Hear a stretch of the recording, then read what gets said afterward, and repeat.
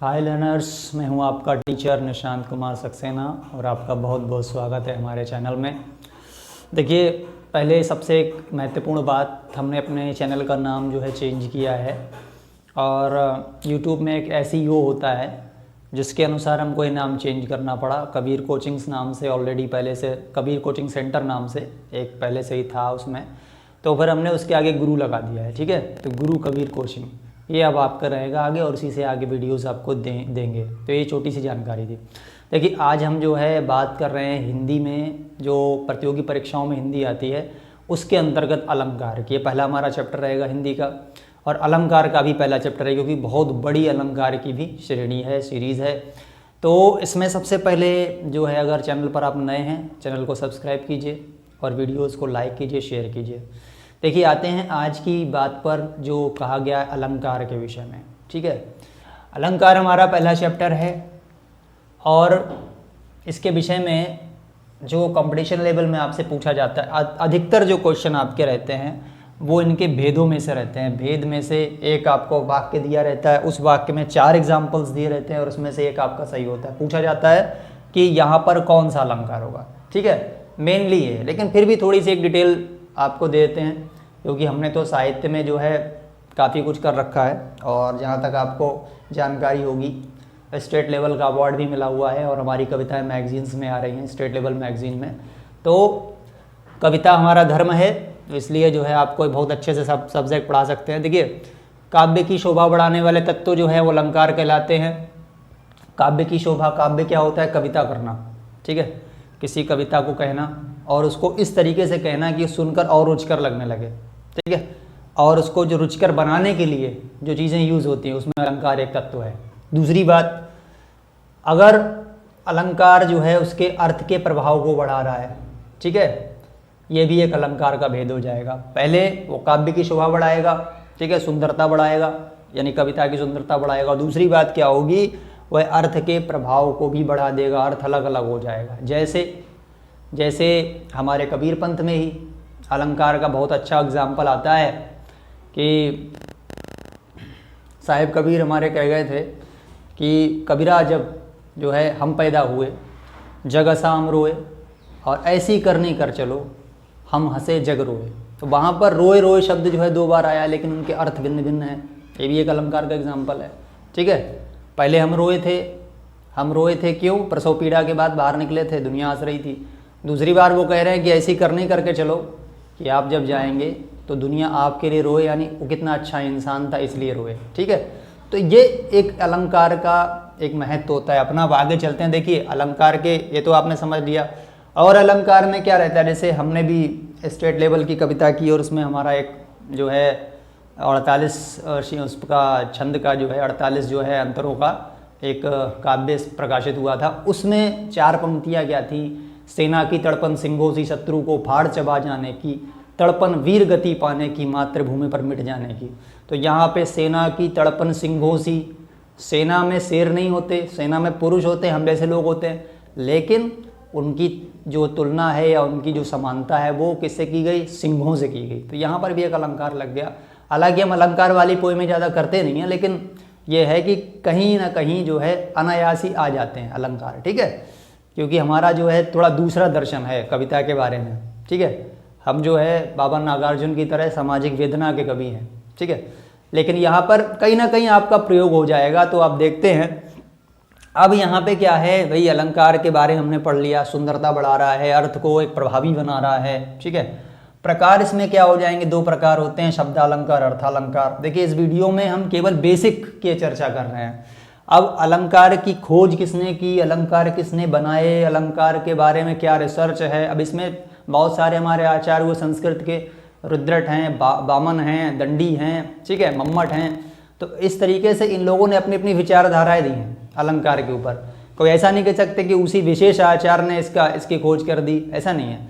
सबकी अलग अलग विचारधारा है, किसी ने अलंकार के कुछ भेद बताए, किसी ने कुछ भेद बताए, तो इस तरीके से इनका चलता है। दूसरी बात क्या है, इनके प्रकार में शब्दालंकार। शब्दालंकार किससे बना है? ध्वनि और शब्द से बना है। ठीक है, और अर्थालंकार किससे बना? अर्थ से बना है। इसके बारे में एक छोटी सी विशेषता क्या है जिसमें बारीकी के साथ आप समझ सकते हैं। शब्दालंकार क्या है? शब्द से काव्य की शोभा को बढ़ा देगा। शब्द से काव्य की शोभा को बढ़ा देगा, जैसे कनक कनकते सौगुनी मादकता अधिकाय।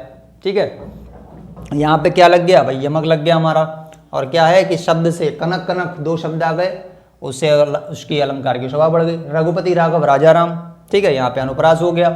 रा शब्द कई बार आ गया, कविता सुंदर लगने लगी और जो है उसका जो है जो अलंकार हो गया।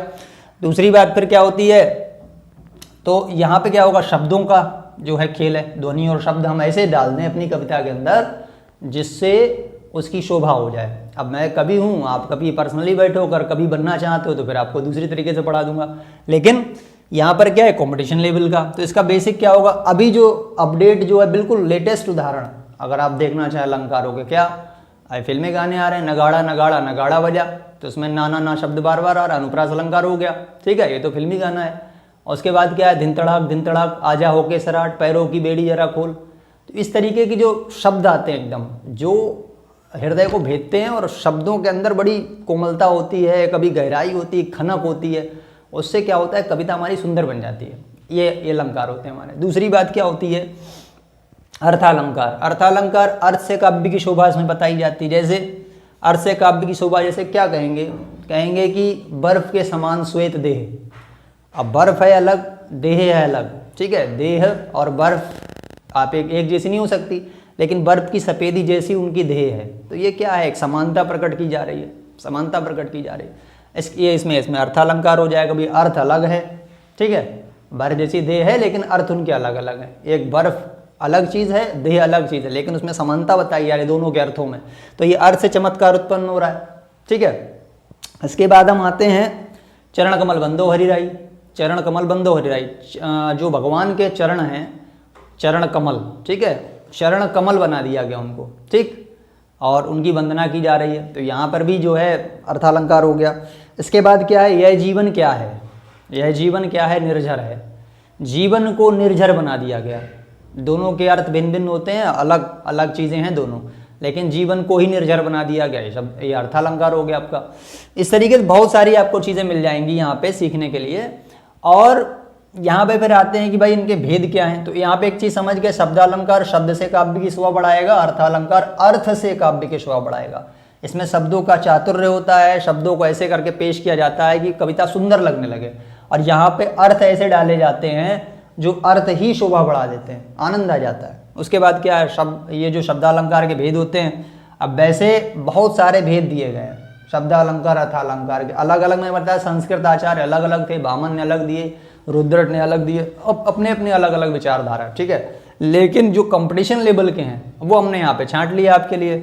6 यहाँ पे छांटे गए शब्दालंकार में, यमक है, श्लेष है, पुनरुक्ति है, विप्सा है, वक्रोक्ति है और अनुप्रास है, ठीक है। इनको नोट कर लेना कॉपी में।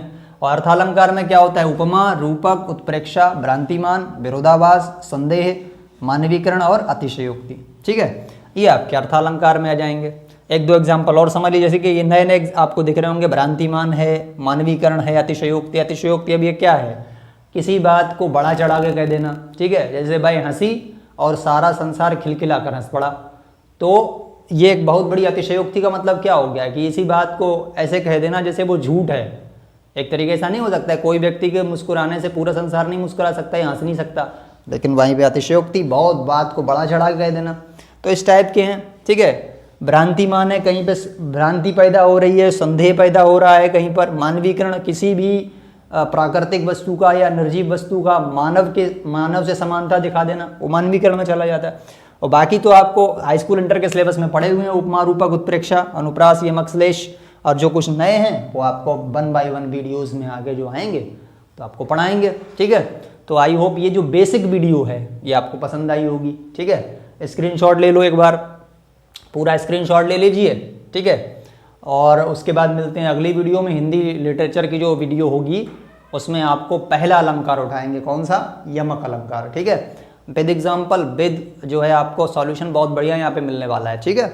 तो भैया क्या करिए कि चैनल को सब्सक्राइब कर देना, वीडियो लाइक करो। और ये सब कंपटीशन लेवल का है, और जितने एग्जाम्पल हम बता देंगे नए से नए टाइप के। अभी देखो 2 गानों के एग्जाम्पल आपको बता दिए, आपको यूट्यूब के इतिहास में नहीं मिलेंगे कहीं भी, ठीक है।